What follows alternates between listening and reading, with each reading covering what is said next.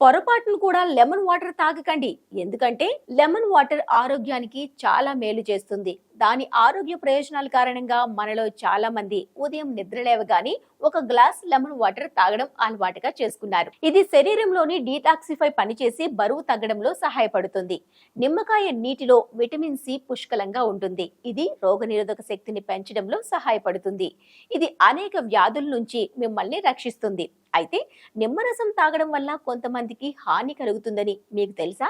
అవును, lemon water ఎక్కువగా తాగడం వల్ల శరీరంలో అనేక సమస్యలు వస్తాయంటున్నారు నిపుణులు. అయితే ఎలాంటి వ్యక్తులు నిమ్మరసం తాగకూడదో ఇప్పుడు తెలుసుకుందాం. ఎసిడిటీ సమస్యలతో బాధపడేవారు లెమన్ వాటర్ ఎక్కువగా తాగకపోవడమే మంచిదంటున్నారు నిపుణులు. వాస్తవానికి ఇది పెద్ద మొత్తంలో సిట్రిక్ యాసిడ్ ను కలిగి ఉంటుంది. ఇది శరీరంలో ఆమ్లతను మరింత పెంచుతుంది. దీని కారణంగా మీరు ఇతర కడుపు సంబంధిత సమస్యలను ఎదుర్కోవాల్సి వస్తుంది.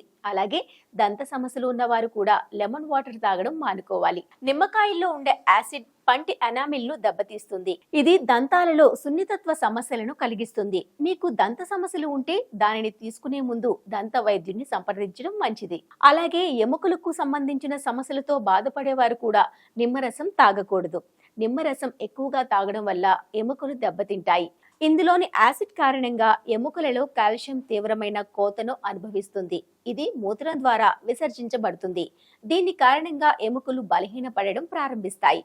లోపల నుంచి బోలుగా మారతాయి. ఇది బోలు ఎముకల వ్యాధి ప్రమాదాన్ని కూడా పెంచుతుంది.